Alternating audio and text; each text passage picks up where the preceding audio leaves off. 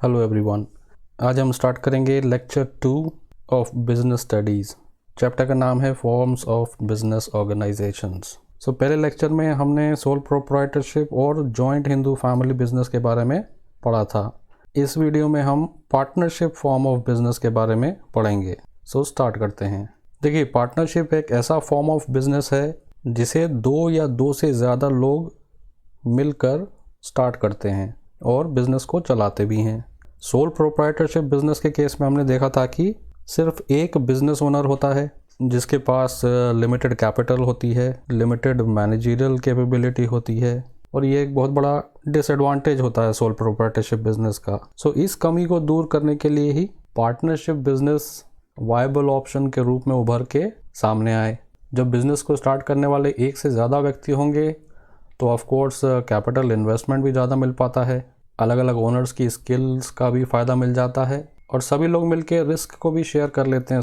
Partnership form of business को start करने में इस तरह के फ़ायदे होते हैं when compare to sole proprietorship business. और इन सभी में सबसे बड़ा फ़ायदा यही होता है कि एक आदमी को पूरी रिस्क उठाने की ज़रूरत नहीं होती है बिजनेस में। इंडिया में partnership business Indian partnership act 1932 के अंतर्गत आता है और ये एक्ट पार्टनरशिप को डिफाइन भी करता है। हम डेफिनेशन पढ़ लेते हैं। Partnership is the relation between persons who have agreed to share the profits of the business carried on by all or any one of them acting for all. तो इस डेफिनेशन का मतलब ये हुआ कि पार्टनरशिप एक रिलेशनशिप होता है बिटवीन पर्सन्स, अलग अलग लोगों के बीच में एक रिलेशनशिप है। ये कौन से लोग हैं जो बिजनेस करना चाहते हैं, सेम टाइप का बिजनेस करना चाहते हैं, और ये इकट्ठे होते हैं और साथ मिलके एक बिजनेस को स्टार्ट करते हैं और बिजनेस से होने वाले जो भी प्रॉफिट्स हैं उनको वो शेयर करते हैं। अब ये जो यहाँ बोल रहा है business carried on by all or any one of them acting for all, का मतलब ये होता है कि पार्टनरशिप बिजनेस को सारे पार्टनर्स यानी सारे ओनर्स या तो मिल के चला सकते हैं या कोई भी एक पार्टनर दूसरे सभी पार्टनर के बिहाफ पर बिजनेस को चला सकता है। इस तरह से इंडियन पार्टनरशिप एक्ट 1932 के अंदर पार्टनरशिप बिजनेस को डिफाइन किया गया है। अब हम देख लेते हैं कि पार्टनरशिप बिजनेस के की फीचर्स क्या होते हैं। तो सबसे पहला फीचर है about the formation of business. Formation मतलब बिजनेस स्टार्ट कैसे होता है या बिजनेस को चालू कैसे किया जाता है। पार्टनरशिप बिजनेस को शुरू करना काफ़ी आसान है क्योंकि इसमें सिर्फ एक लीगल अग्रीमेंट बनाया जाता है जिसमें पार्टनरशिप से रिलेटेड सारी टर्म्स एंड कंडीशंस लिखी होती हैं। तो ये अग्रीमेंट बनता है बिटवीन द पार्टनर्स जो भी बिजनेस को चालू करना चाह रहे हैं उन लोगों के बीच में। और अग्रीमेंट में क्या क्या लिखा होता है, बिल्कुल बेसिक चीज़ें जैसे पार्टनरशिप फर्म का मेन काम क्या होगा, कौन सा बिजनेस करेगी वो फर्म, कितने पार्टनर्स होंगे, सभी पार्टनर्स ने कितना कितना पैसा लगाया है बिजनेस में, हर एक पार्टनर का बिजनेस में शेयर कितना होगा यानी हिस्सेदारी कितनी होगी, फिर बिजनेस से होने वाले प्रॉफिट एंड लॉस जो भी होंगे उनको पार्टनर्स के बीच में डिस्ट्रीब्यूट कैसे किया जाएगा। बड़ा सिंपल फॉर्मेशन है इसका। एक लीगल अग्रीमेंट बना लिया, उसमें सारी टर्म्स एंड कंडीशंस मेंशन कर दी पार्टनरशिप के बारे में और बस आपकी पार्टनरशिप चालू हो जाती है, आपका बिजनेस आप चालू कर सकते हैं। बस एक बात ये ज़रूरी है कि पार्टनरशिप बिजनेस में जो भी बिजनेस किया जाना हो वो लीगल होना चाहिए और बिजनेस चलाने का जो मोटिव है वो प्रॉफिट्स होना चाहिए। अगर दो लोग मिलके एक पार्टनरशिप चालू कर रहे हैं चैरिटेबल पर्पसेस के लिए तो उसको फिर पार्टनरशिप नहीं कह सकते, प्रॉफिट मोटिव का होना ज़रूरी है। ये है feature number 1 about the formation, कितना इजी है इसका formation. Now feature number 2 is liability. तो जैसा हमने सोल प्रोप्राइटरशिप के केस में देखा था, पार्टनरशिप के केस में भी पार्टनर्स की लायबिलिटी अनलिमिटेड होती है। अगर पार्टनरशिप बिजनेस ने कुछ लोन लेके रखा है तो उसके जो रीपेमेंट की रिस्पॉन्सिबिलिटी होगी वो सभी पार्टनर्स की होगी। एंड सेकेंडली, सारे के सारे जो पार्टनर्स हैं वो जॉइंटली और इंडिविजुअली लायबल होंगे for the payment of debts. जैसा हमने सोल प्रोप्राइटर के केस में देखा था कि अगर लोन चुकाने के लिए बिजनेस में पैसा नहीं बचा है तो सोल प्रोप्राइटर को अपने पर्सनल एसेट्स के ज़रिए भी रीपेमेंट करना पड़ता है डेट्स का। ठीक उसी तरह से पार्टनरशिप के केस में पार्टनर्स को भी अपने प्राइवेट एसेट्स को बेचकर लोन चुकाना पड़ सकता है अगर जो बिजनेस फर्म पार्टनरशिप फर्म ने जो लोन लेके रखा है उसका रीपेमेंट वो नहीं कर पा रही है। तो ये जो जॉइंटली एंड इंडिविजुअली लायबल हैं पार्टनर्स पेमेंट ऑफ डेट्स के लिए, इसका मतलब ये हुआ, पहली चीज जॉइंट रिस्पॉन्सिबिलिटी का मतलब सारे पार्टनर्स जॉइंटली रिस्पॉन्सिबल होते हैं for the payments of debt but as per their share in partnership. तो जो भी उनका पार्टनरशिप में शेयर होगा उसके हिसाब से उनकी लायबिलिटी होगी। जो इनकी लायबिलिटी है उसका हम एक एग्जांपल ले लेते हैं। अगर 3 पार्टनर्स हैं एक फर्म में ए, बी और सी, और मान लीजिए उनका जो प्रॉफिट शेयरिंग रेशो है यानी उनका जो शेयर है बिजनेस में, ए का 50% शेयर है, बी का 30% शेयर है और सी का 20% शेयर है। और मान लीजिए अगर बिजनेस चलाने के लिए उन्होंने 10 लाख रुपए का लोन ले रखा है, तो ऐसे केस में तीनों पार्टनर्स जॉइंटली रिस्पॉन्सिबल हैं 10 लाख रुपए के लोन का रीपेमेंट करने के लिए। बट क्या वो बराबर अमाउंट पे करेंगे? नहीं, वो अपने अपने शेयर्स के हिसाब से, जिसका भी जितना शेयर होगा पार्टनरशिप में उसके हिसाब से वो डेट को रीपे करेंगे। सो ए का शेयर है 50%, तो 10 लाख का 50% होता है 5 लाख रुपए। तो ए की जिम्मेदारी हो गई 5 लाख रुपए रीपेमेंट करने की। बी का शेयर है 30%, तो उसको 3 लाख रुपए पे करने पड़ेंगे। और सी का कितना है? 20% शेयर है, तो उसे 2 लाख रुपए की लायबिलिटी आएगी। सो इसे कहते हैं joint responsibility to pay the debts of the business. अब ये जो इंडिविजुअल लायबिलिटी है, इसका मतलब ये है कि हर पार्टनर को लोन रीपेमेंट करने के लिए कहा जा सकता है। तो जिसके भी पास पैसा हो वो लोन का रीपेमेंट कर दे और बाद में दूसरे पार्टनर से उनके शेयर के हिसाब से पैसा वसूल ले। तो इसलिए कहा जाता है कि इंडिविजुअली भी हर पार्टनर को रिस्पॉन्सिबल ठहराया जा सकता है for the repayment of debts. So liability feature of partnership कह रहा है कि partners are jointly and individually liable for payment of debts. Now third feature of partnership is about risk bearing. So इसका simple मतलब ये है कि business में जो भी रिस्क आती हैं वो सभी पार्टनर्स अपने अपने प्रॉफिट शेयरिंग रेशो के हिसाब से, जो भी उन्होंने रेशो अग्री किया है प्रॉफिट और लॉस शेयर करने का, उसके हिसाब से रिस्क लेंगे। तो अगर बिजनेस में लॉस हो जाता है तो हर पार्टनर को अपने अपने हिस्से का लॉस बियर करना पड़ेगा। अब हम नेक्स्ट फीचर देखते हैं जो कि है डिसीजन मेकिंग एंड कंट्रोल। तो पार्टनरशिप बिजनेस में सारे पार्टनर्स एक साथ डिसीजन लेते हैं और जो भी day to day business activity होती है उनको भी एक साथ कंट्रोल करते हैं। और जो भी ये डिसीजंस लेते हैं वो जनरली म्यूचुअल कंसेंट से होते हैं। सो सब लोग आपस में बात करेंगे कोई भी चीज़ के ऊपर डिसाइड करना है तो, और उस बेसिस पे फिर वो डिसीजन लेंगे। इसलिए कहा जाता है कि जो भी एक्टिविटीज़ होती हैं पार्टनरशिप फॉर्म में, they are manage through the joint efforts of all the partners. Now the next feature is continuity. और ये क्या कहता है? Same as in case of sole proprietorship, अगर किसी पार्टनर की डेथ हो जाती है या कोई पार्टनर रिटायर हो जाता है या कोई पार्टनर दिवालिया हो जाता है या वो पागल हो जाता है, तो उससे पार्टनरशिप बिजनेस खत्म हो जाता है। Therefore it is said that partnership is characterized by lack of continuity of business। हाँ, बस यहाँ एक फ़ायदा ये होता है कि अगर जो बचे हुए पार्टनर हैं उनको बिजनेस चालू रखना है तो वो ऐसा कर सकते हैं एक न्यू अग्रीमेंट बना के। Next feature is about the number of partners. कितने पार्टनर्स हो सकते हैं एक फर्म में? So as per the act, partnership को चालू करने के लिए मिनिमम 2 पार्टनर्स ज़रूरी हैं और जो मैक्सिमम पार्टनर्स की संख्या है वो 100 तक जा सकती है। बट 100 का जो ये रूल रखा है ये स्पेसिफिक परमिशन लेने के बाद ही अलाउड है। सो एट प्रेजेंट जो अभी का रूल चल रहा है उसके हिसाब से मैक्सिमम नंबर ऑफ मेंबर्स या पार्टनर्स एक फर्म में हो सकते हैं 50। सो मिनिमम पार्टनर चाहिए 2, मैक्सिमम पार्टनर्स हो सकते हैं 50। And final feature of partnership business is mutual agency. इसका मतलब ये हुआ कि पार्टनरशिप फर्म में सभी पार्टनर्स मिलके बिजनेस को चलाते हैं और या फिर कोई भी एक पार्टनर सभी पार्टनर के बिहाफ पर काम करता है। यह हमने अभी डेफिनेशन में भी देखा था। So the business is carried on by all or any one of the partner acting for all. अच्छा, पार्टनरशिप में एक इम्पॉर्टेंट पॉइंट ये है कि हर पार्टनर जो है फर्म का वो एक एजेंट भी है और एक प्रिंसिपल भी है। तो पार्टनर को एजेंट इसलिए कह रहे हैं क्योंकि वो दूसरे सभी पार्टनर को भी रिप्रेजेंट करता है।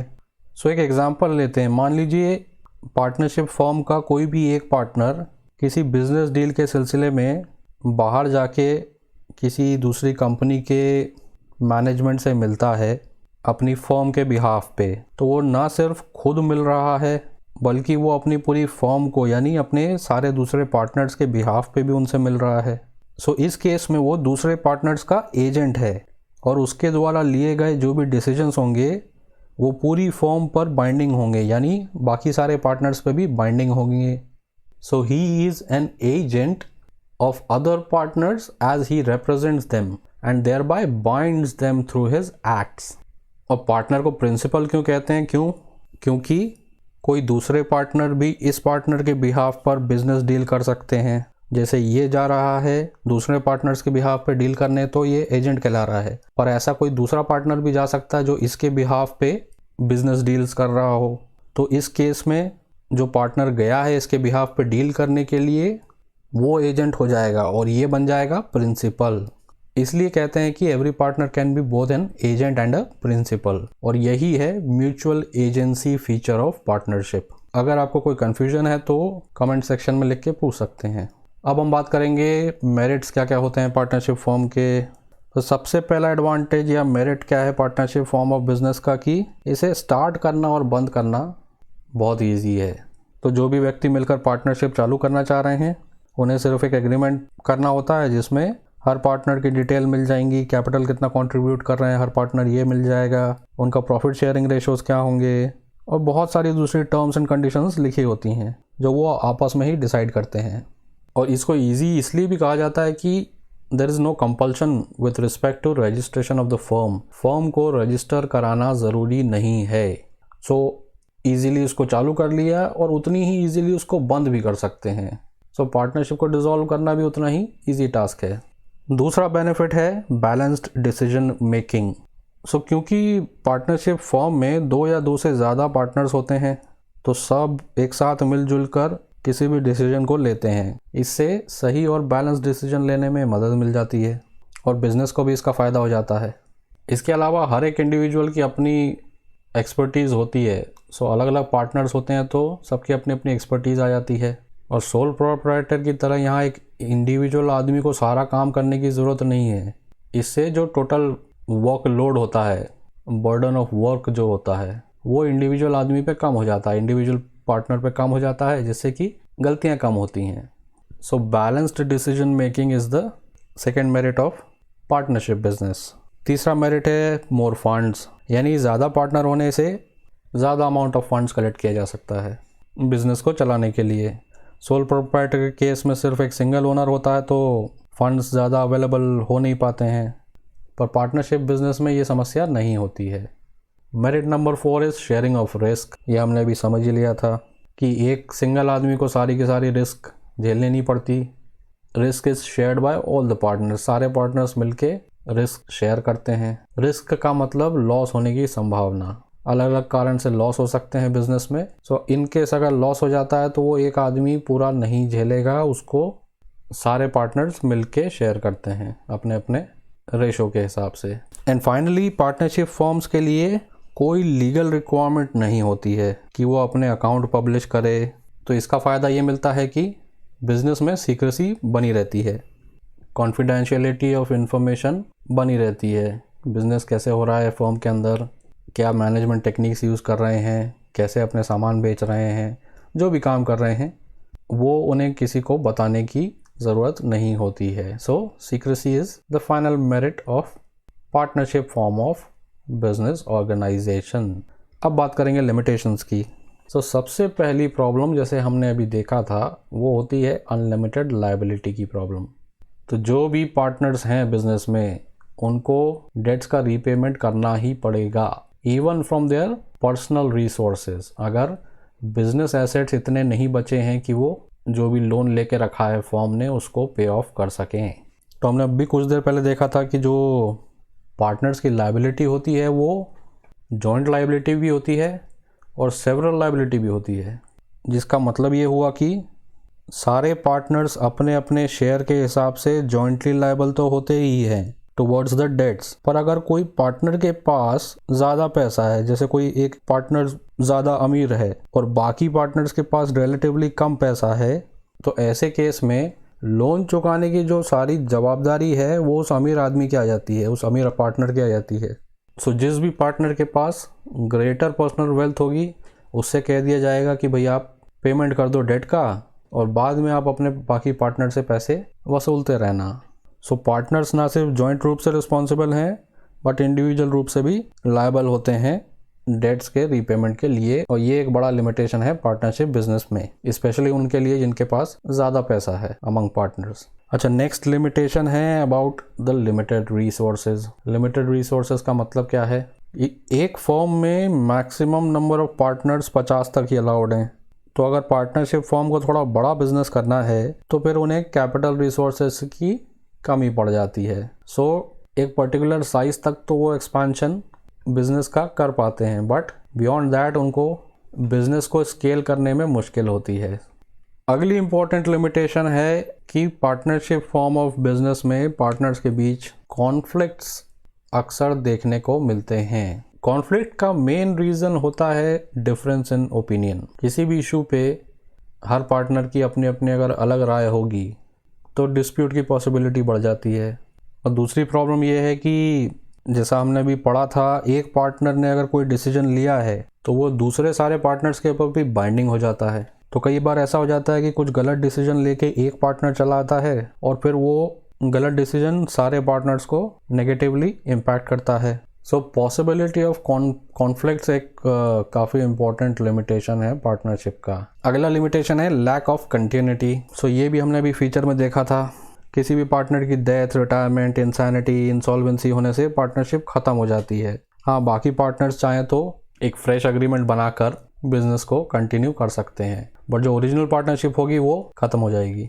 And finally lack of public confidence भी एक बड़ा ड्रॉबैक है पार्टनरशिप बिजनेस का, बिकॉज पार्टनरशिप फर्म को आज़ादी होती है कि वो अपनी फाइनेंशियल सिचुएशन अपने तक ही रखें और दूसरों को ना बताएं। इससे लोगों को पार्टनरशिप फर्म पे उतना भरोसा नहीं हो पाता है, क्योंकि जो जनरल पब्लिक होती है उनको ट्रू पिक्चर फाइनेंशियल स्टेटस क्या है कंपनी का वो पता नहीं चल पाता है, जिससे वो इतना भरोसा नहीं कर पाते हैं बिजनेस के ऊपर। So the confidence of public in partnership firms is generally लो, और ये एक लिमिटेशन है पार्टनरशिप बिजनेस का। अब अगला बात करेंगे हम टाइप्स ऑफ पार्टनर्स कौन कौन से होते हैं एक पार्टनरशिप के अंदर।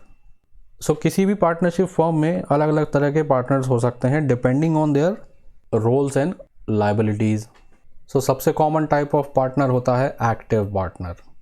एक्टिव पार्टनर एक नॉर्मल पार्टनर होता है जो कि बिजनेस में एक्टिवली काम करता है, अपने हिस्से की जो भी कैपिटल है वो बिजनेस में इन्वेस्ट करता है, बिजनेस के सारे प्रॉफिट एंड लॉस शेयर करता है, और इस पर अनलिमिटेड लायबिलिटी भी होती है। सो इन शॉर्ट ये सबसे कॉमन फॉर्म ऑफ पार्टनर होता है जो सभी पार्टनरशिप फॉर्म में आपको मिल ही जाएगा। So these are the partners जिनको आप रोज ऑफिस में देख सकेंगे, हर बिजनेस मीटिंग में देख सकेंगे। They take actual part in carrying out business of the firm on behalf of other partners. आपको और बेटर समझ में आएगा एक्टिव पार्टनर जब हम दूसरे टाइप के पार्टनर्स के बारे में समझेंगे। सो समझते हैं दूसरे टाइप के कौन से पार्टनर्स हैं। स्लीपिंग पार्टनर या डोरमेंट पार्टनर। तो ये वो टाइप के पार्टनर होते हैं जो एक्टिव पार्टनर से बिल्कुल उलट होते हैं एक्टिविटीज़ के मामले में। They do not take part in day to day activities of business, और इसीलिए इनको कहते हैं ये सोते हुए पार्टनर हैं, स्लीपिंग पार्टनर्स हैं। वो इतना ज़रूर करते हैं कि वो कैपिटल कंट्रीब्यूट करते हैं फर्म में, प्रॉफिट एंड लॉस भी शेयर करते हैं, और उनकी भी लायबिलिटी अनलिमिटेड होती है।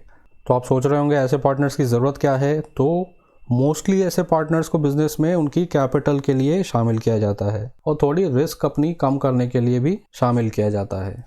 कभी कभी इन्हें इसलिए भी शामिल किया जाता है कि इनके कुछ पहचान वहचान कहीं और, तो उससे बिजनेस मिलने में और आसानी हो जाती है। सो ये हो गए स्लीपिंग और dormant partners. Now next type of partner is secret partner. अब ये जो सीक्रेट पार्टनर है एक तरह से बिल्कुल एक्टिव पार्टनर जो है उसी की तरह होता है। तो वो अपनी कैपिटल लगाता है बिजनेस में, day to day activities, management activities में काम करता है, प्रॉफिट लॉस शेयर करता है फर्म के, और इस पर भी अनलिमिटेड लायबिलिटी होती है टुवर्ड्स द क्रेडिटर्स। तो डिफरेंस क्या है सीक्रेट और एक्टिव पार्टनर में? तो सिर्फ एक अंतर होता है इन दोनों के बीच में, और वो ये कि इनके बारे में जनरल पब्लिक को कोई जानकारी नहीं होती है। तो कुछ लोग ऐसे होते हैं जो अपना नाम किसी भी बिज़नेस के साथ एसोसिएट नहीं करना चाहते हैं, तो वो बिज़नेस में तो एक्टिवली काम करते हैं बट किसी को पता नहीं होता है कि वो एक पार्टनर हैं फर्म के अंदर। सो ये हैं secret partners. Next type of partner is a nominal partner. So nominal partner is one who allows the use of his or her name by the firm but does not contributes to its capital। तो nominal partner कौन हो गया?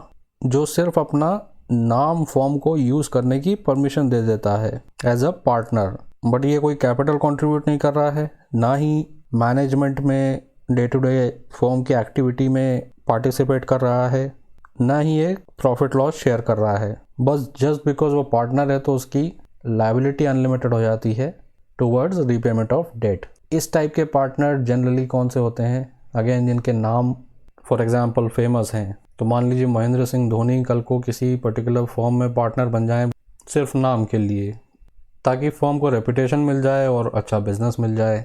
So mostly ये लिखा नहीं होता है but nominal partners इसके बदले फीस चार्ज करते हैं। तो ये कैपिटल में कंट्रीब्यूशन नहीं कर रहे हैं, मैनेजमेंट में काम नहीं कर रहे हैं, कोई फर्म में कुछ काम नहीं करते हैं, प्रॉफिट लॉस को भी नहीं शेयर करते हैं, तो इन्हें नॉमिनल पार्टनर कहा जाता है। Next is partner by estoppel. तो पार्टनर बाय स्टॉपल का मतलब क्या हुआ? अगर कोई व्यक्ति अपने तरफ से कोई ऐसा काम करता है या ऐसा इंप्रेशन देता है कि वो फर्म में पार्टनर है, भले वो एक्चुअली पार्टनर नहीं है फर्म में, तो उसे कहा जाता है पार्टनर बाय स्टॉपल। तो यहाँ एक एग्जांपल दिया है, सपोज सीमा और रानी दो फ्रेंड्स हैं। तो इसमें से सीमा जो है वो एक सॉफ्टवेयर फर्म जिसका नाम है सिंप्लेक्स सॉल्यूशन, उसकी पार्टनर है। अब सीमा को किसी कंपनी मोहन सॉफ्टवेयर से मिलने बिजनेस मीटिंग के लिए जाना है, और वो रानी को रिक्वेस्ट करती है कि वो उसके साथ में बिजनेस मीटिंग के लिए चले, और रानी इसके लिए तैयार हो जाती है ये जानते हुए कि वो बिजनेस मीटिंग में जा रहे हैं। तो ना सिर्फ वो वहाँ जाती है, वो वहाँ पे एक्टिवली पार्टिसिपेट भी करती है। जो भी सिंप्लेक्स सॉल्यूशन और मोहन सॉफ्टवेयर के बीच में नेगोशिएशन प्रोसेस होती है उसके बीच में रानी भी पार्टिसिपेट करती है फॉर अ बिजनेस डील, और वो एक ऐसा इंप्रेशन देती है अपने एक्ट के थ्रू और अपनी बातों के थ्रू कि वो भी एक पार्टनर है सिंप्लेक्स सॉल्यूशन में। तो ये बिजनेस मीटिंग के बाद अगर मान लीजिए मोहन सॉफ्टवेयर सिंप्लेक्स सॉल्यूशन को कुछ उधार पे कंप्यूटर सप्लाई कर दे या सॉफ्टवेयर सप्लाई कर दे, तो जब उस उधार के रीपेमेंट की बारी आएगी तो रानी भी लायबल होगी for repayment of such debt as if she is a partner of the firm. क्यों होगी? क्योंकि मोहन सॉफ्टवेयर ने उसको अज्यूम कर लिया है कि वो सिंप्लेक्स सॉल्यूशन में एक पार्टनर है। सो ये होता है पार्टनर बाय ईस्टॉपल। ना अगला टाइप का पार्टनर है पार्टनर बाय होल्डिंग आउट।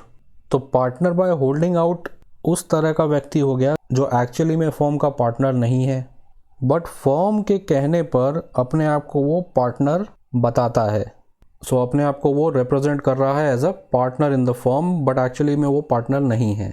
तो हमने जो ईस्टॉपल के केस में देखा था, रानी को पार्टनर माना गया था मोहन सॉफ्टवेयर्स के द्वारा, बिकॉज उसने ये डायरेक्टली नहीं कहा कि मैं पार्टनर हूँ, क्योंकि उसने सिर्फ नेगोशिएशन प्रोसेस में हिस्सा लिया था और एक्टिवली बातें कर ली थी बिजनेस डील के दौरान। तो मोहन सॉफ्टवेयर के रिप्रेजेंटेटिव्स ने ये समझ लिया था कि वो भी एक पार्टनर है सिंप्लेक्स सॉल्यूशन में। बट इस केस में क्या हो रहा है, हम वही सीमा और रानी का अगर एग्जांपल लें, तो अगर सीमा जो कि पार्टनर है सिंप्लेक्स सॉल्यूशन की, वो रानी से कहती है कि मैं तुझे सिंप्लेक्स सॉल्यूशन की पार्टनर के तौर पे ही इंट्रोड्यूस करूंगी मीटिंग के दौरान, और रानी इस बात को मान जाती है कि ठीक है तू मुझे पार्टनर की तरह इंट्रोड्यूस कर सकती है in front of Mohan software.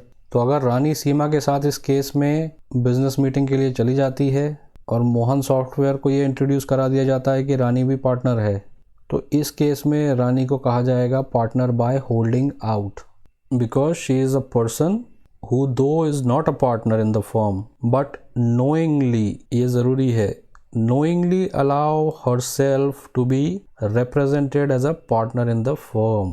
तो पार्टनर बाय होल्डिंग आउट को भी जो भी लाइबिलिटीज़ हैं बिज़नेस की वो पे करने के लिए कहा जा सकता है।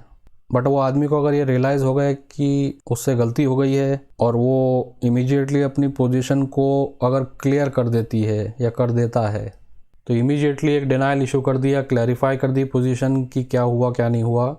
सो ओनली डिनाइल करते हैं तो ही वो डेट की लाइबिलिटी से बच पाएंगे, अदरवाइज उन्हें भी डेट का पेमेंट करना पड़ेगा। सो ये थे टाइप्स ऑफ पार्टनर्स। अगेन कोई कन्फ्यूजन हो तो कमेंट सेक्शन में लिख के आप पूछ सकते हैं।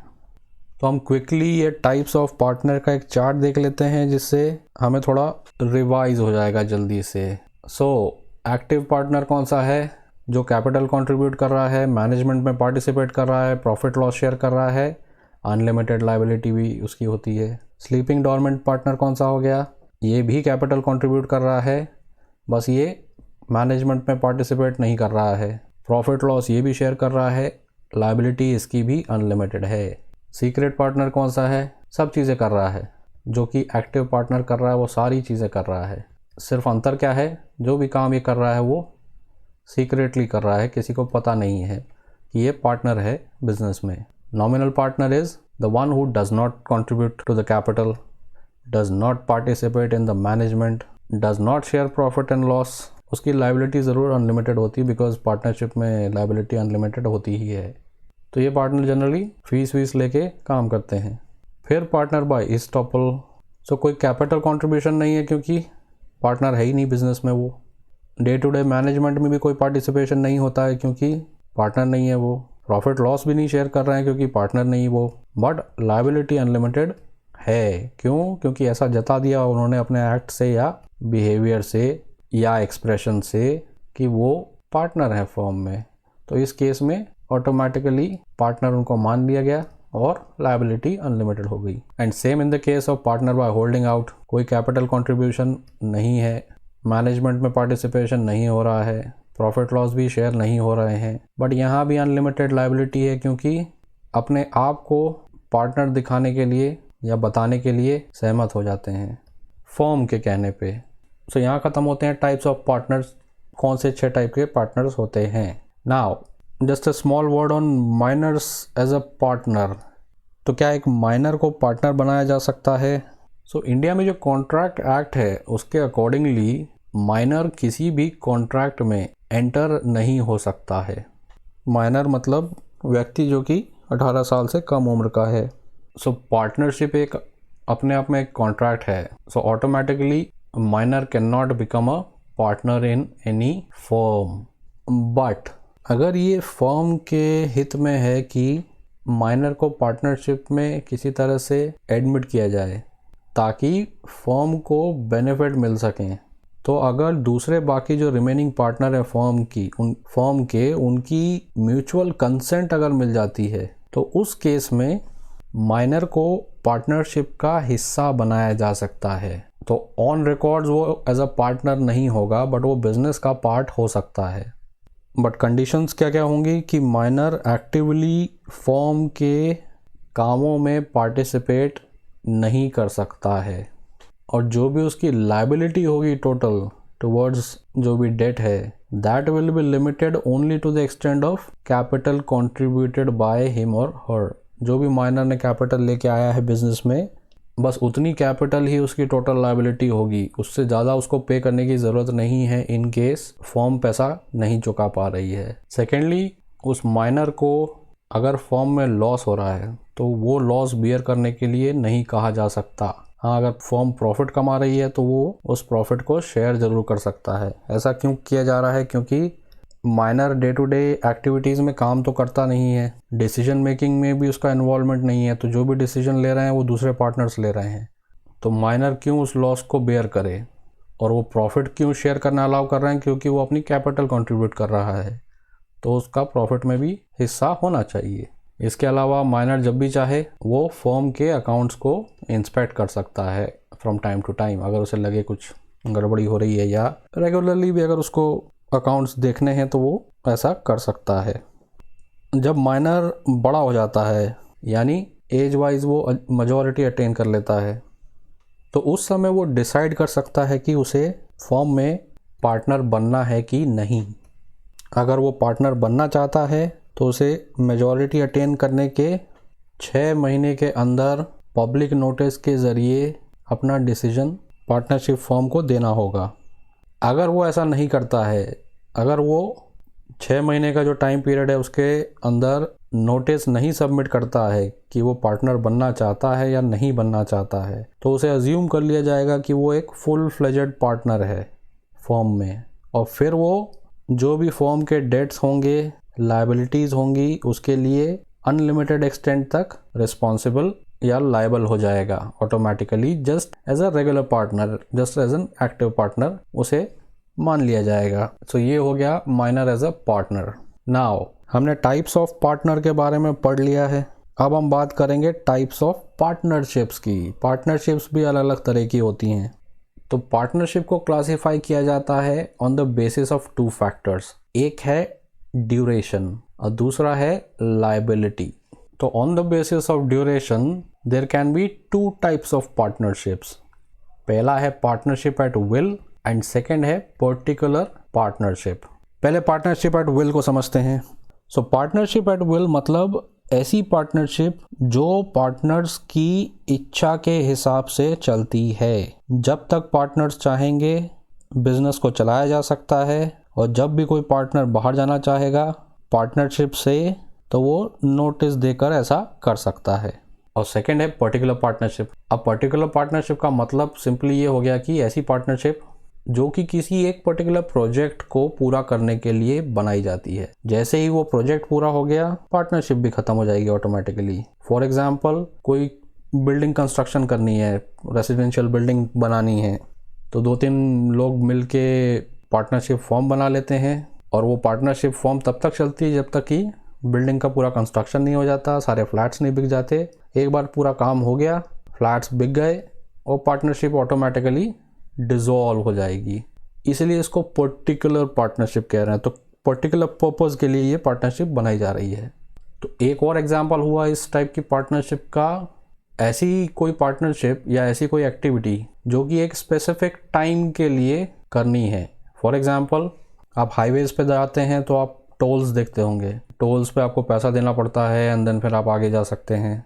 तो गवर्नमेंट टेंडर्स निकालती है उन टोल्स को देने के लिए। तो मान लीजिए कोई 2-3 व्यक्ति मिलके उस टोल को चलाना चाहते हैं, तो जो भी टेंडर मिलता है गवर्नमेंट की तरफ से वो एक लिमिटेड टाइम पीरियड के लिए मिलता है कि आपको 3 साल तक ये टोल चलाने की अनुमति होगी। 3 साल के ख़त्म होने पे ऑटोमेटिकली ये टोल आपको बंद करना होगा। सो जब इस टाइप की बिजनेस फॉर्म किया 3 लोगों ने मिलके या 4 लोगों ने मिलके जो भी है, और वो 3 साल के बाद प्रोजेक्ट ख़त्म हो रहा है, तो ऐसी कोई भी पार्टनरशिप जो की गई है वो भी पर्टिकुलर पार्टनरशिप के अंडर आ जाएगी। So on the basis of duration 2 partnership कौन कौन सी हो गई? Partnership at will and particular partnership. Now classification on the basis of liability देख लेते हैं। तो on the basis of liability again 2 type की पार्टनरशिप्स होती हैं।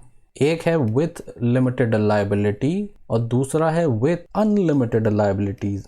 तो पहले हम समझते हैं ये जो अनलिमिटेड लायबिलिटी ये क्या है। तो ये unlimited liability is nothing but जो हम अभी तक पढ़ते आए हैं, इट्स अ जनरल पार्टनरशिप। ऐसी पार्टनरशिप जहां पे सभी पार्टनर्स की अनलिमिटेड लायबिलिटी है वो आती है अंडर विथ अनलिमिटेड लायबिलिटी। सो इसे जनरल पार्टनरशिप कहा जाता है जैसा हमने अभी तक पढ़ा, और ये सबसे पॉपुलर और सबसे कॉमन फॉर्म ऑफ पार्टनरशिप है। हर एक पार्टनर की यहाँ पे लायबिलिटी अनलिमिटेड होगी।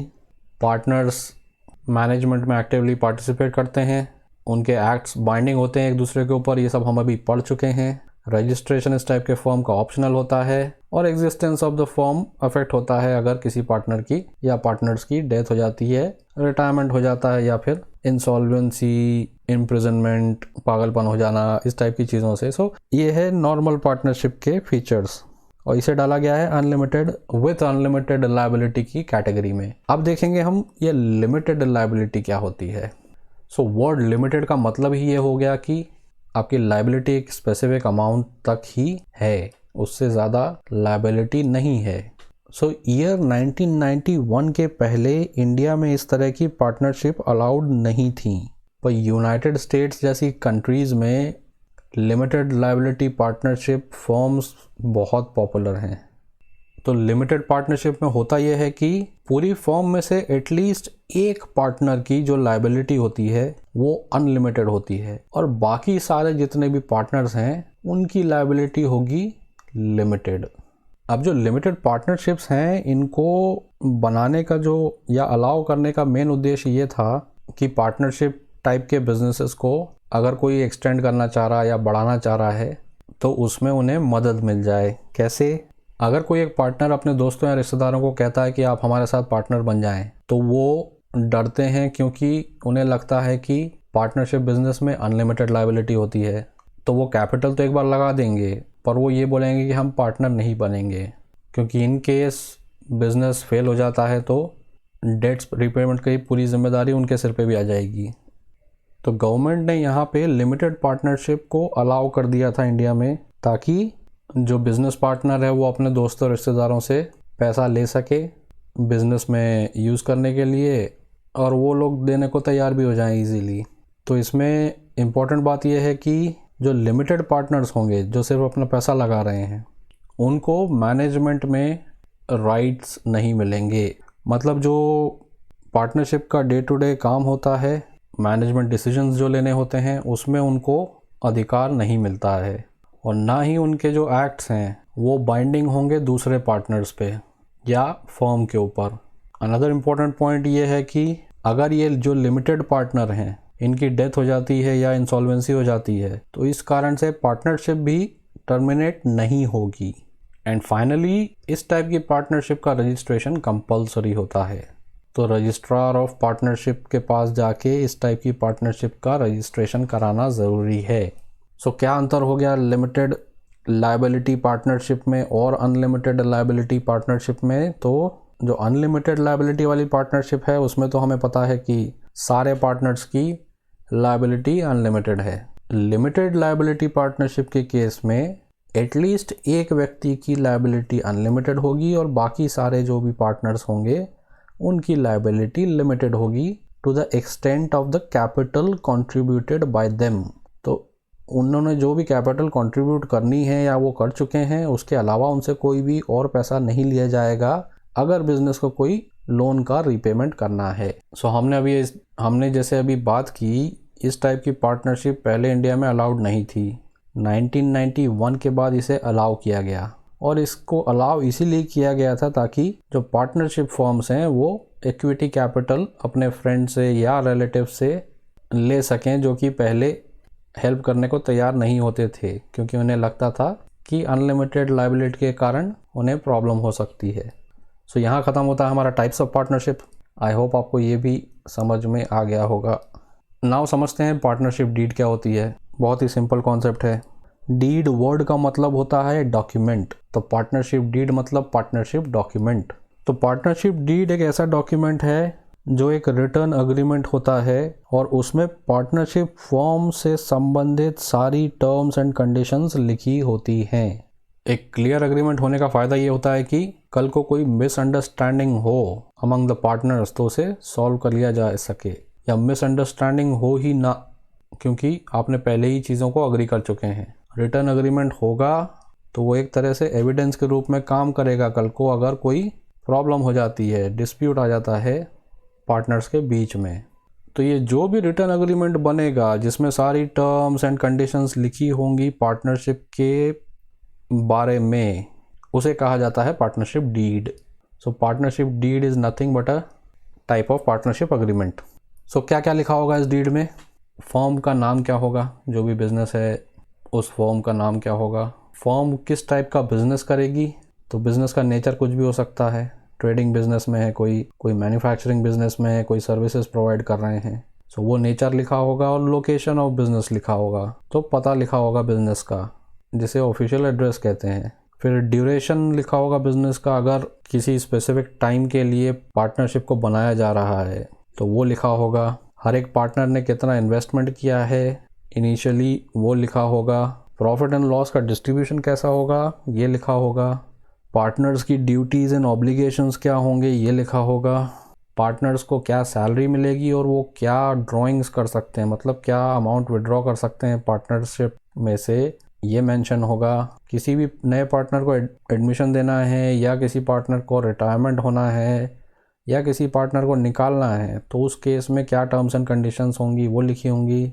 जो भी पार्टनर कैपिटल लेके आ रहा है उस पर उसे इंटरेस्ट क्या मिलेगा, और अगर कोई पार्टनर कैपिटल विड्रॉ कर रहा है तो उस पर इंटरेस्ट क्या लगेगा ये भी लिखा होगा। अगर फर्म को डिसॉल्व करने की नौबत आती है तो क्या प्रोसेस होगी ये लिखी होगी। अकाउंट्स कैसे बनेंगे, ऑडिट कैसे होगा ये मेंशन होगा। एंड फाइनली अगर कोई डिस्प्यूट आते हैं तो वो सॉल्व कैसे होंगे, ये सारी चीज़ें अगर पहले से लिख ली जाए और इस पे सारे पार्टनर साइन कर दें तो हम इसे पार्टनरशिप डीड कह देंगे।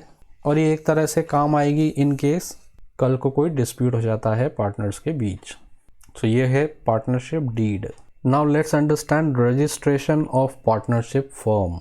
पार्टनरशिप फॉर्म का रजिस्ट्रेशन का मतलब क्या होता है। तो registration of partnership form means जो भी पार्टनरशिप फॉर्म का नाम है और पार्टनरशिप फॉर्म से रिलेटेड सारी रेलेवेंट इन्फॉर्मेशन को रजिस्ट्रार ऑफ फॉर्म्स के पास सबमिट करना ताकि फॉर्म की एंट्री रजिस्टर ऑफ फॉर्म्स में हो जाए। इंडिया में हर एक स्टेट में रजिस्ट्रार ऑफ फॉर्म एक ऐसी गवर्नमेंट बॉडी होती है जहाँ पे आपने अगर कोई फॉर्म चालू की है तो वहाँ जाके आप अपने डॉक्यूमेंट सबमिट कर सकते हैं और ये वहाँ पे जानकारी दे सकते हैं कि हमने एक नई फॉर्म स्टार्ट की है। तो उनके पास एक रजिस्टर होता है जिसमें सारी फॉर्म्स उस स्टेट में जो भी काम कर रही हैं उनके नाम लिखे होते हैं। तो आप अपना नाम भी उसमें शामिल करवा देते हैं, अपनी फॉर्म का नाम। तो इससे क्या हो जाता है, कंक्लूसिव प्रूफ मिल जाता है, लीगल प्रूफ मिल जाता है कि आपकी पार्टनरशिप फॉर्म का एक एग्जिस्टेंस है। हालांकि it is optional for a partnership form to get registered, ये ज़रूरी नहीं है as per the law. Registration at the time of formation of partnership भी किया जा सकता है, जिस समय पार्टनरशिप बनी है, बिजनेस चालू हुआ है उस समय कर सकते हैं, या फिर any time during its existence. अगर आप फॉर्म को रजिस्टर नहीं कराते हैं, अगर पार्टनर्स फॉर्म को रजिस्टर नहीं कराते हैं तो वो क्या क्या बेनिफिट खो देते हैं। पहली चीज़ क्या होगी, अगर आपकी फॉर्म रजिस्टर्ड नहीं है रजिस्ट्रार के साथ तो एक partner of an unregistered firm cannot file a suit against the firm or other partners. So in case कोई dispute हो जाता है पार्टनर्स के बीच में तो एक पार्टनर अपनी फॉर्म के अगेंस्ट भी केस फाइल नहीं कर सकता और न ही दूसरे पार्टनर्स के खिलाफ केस फाइल कर सकता अगर फॉर्म रजिस्टर्ड नहीं है। तो अगर फॉर्म को रजिस्टर करा के रखा गया है तो फिर वो लीगली एक केस फाइल कर सकता है अगेंस्ट द फर्म और against the partners. Consequence number 2, जैसे पार्टनर केस नहीं रजिस्टर कर सकता उसी तरह फर्म भी किसी थर्ड पार्टी के अगेंस्ट में कोई केस फाइल नहीं कर सकती अगर किसी थर्ड पार्टी से कोई डिस्प्यूट हो गया हो तो, और ना ही फर्म कोई केस फाइल कर सकती अगेंस्ट द पार्टनर्स। सो देखा जाए तो ये सारे कॉन्सिक्वेंस को ध्यान में रखते हुए इट इज़ ऑलवेज एडवाइजेबल कि पार्टनरशिप फर्म को रजिस्टर करा लिया जाए अपने स्टेट में, तो उसे एक लीगल स्टैंडिंग मिल पाती है इन केस कोई प्रॉब्लम आ जाती है भविष्य में तो। एंड फाइनली हम बात करेंगे procedure of registration of a partnership firm की। सो जो प्रोसीजर है इट इज़ प्रिटी सिंपल। अगर किसी को रजिस्टर कराना है फर्म को तो पार्टनर्स को एक एप्लीकेशन सबमिट करनी पड़ेगी एक प्रिस्क्राइब्ड फॉर्म में to the registrar of firms. और उस एप्लीकेशन में क्या क्या लिखा होना चाहिए, नेम ऑफ द फर्म क्या है, लोकेशन क्या है, अगर फर्म का बिजनेस किसी और जगह पे भी कैरी आउट होता है तो वो भी लिखना पड़ेगा। कुछ फर्म्स होती हैं जो एक से ज़्यादा स्टेट में काम करती हैं तो वो भी मेंशन करना होगा।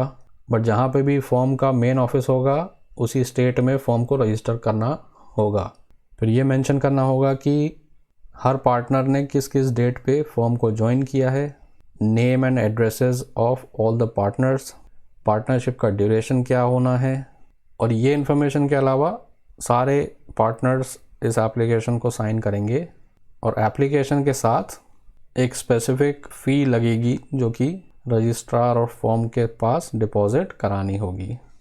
और जब रजिस्ट्रार को ये सारी इन्फॉर्मेशन मिल जाएगी और वो इनको वेरीफाई कर लेगा तो फिर वो उस पार्टनरशिप फर्म की एंट्री कर देगा रजिस्ट्रार ऑफ फर्म्स में एंड सब्सिक्वेंटली एक सर्टिफिकेट ऑफ रजिस्ट्रेशन इशू हो जाएगा फर्म के नाम पे।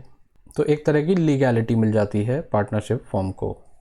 एंड यहाँ ख़त्म होता है हमारा lecture on partnership form of business. तो जस्ट अ क्विक रिकैप, हमने पार्टनरशिप क्या होता है ये पढ़ा, फीचर्स देखे, मेरिट्स एंड लिमिटेशंस देखे पार्टनरशिप फॉर्म के, फिर टाइप्स ऑफ पार्टनर्स क्या क्या होते हैं ये समझ लिए, टाइप्स ऑफ पार्टनरशिप फॉर्म्स भी समझ ली, माइनर के बारे में पढ़ लिया एंड पार्टनरशिप फॉर्म के रजिस्ट्रेशन के बारे में भी समझ लिया। सो अभी तक इन 2 लेक्चर्स में हमने पार्टनरशिप, सोल प्रोप्राइटरशिप और जॉइंट हिंदू फैमिली बिजनेस के बारे में पूरी इन्फॉर्मेशन कवर कर ली है। आप इस वीडियो को अपने फ्रेंड्स के साथ शेयर कर लीजिए और चैनल को सब्सक्राइब कर लीजिए ताकि आने वाले वीडियोस की नोटिफिकेशन आपको मिल जाए। नेक्स्ट लेक्चर में फिर मुलाकात होगी, तब तक के लिए thank you and good bye.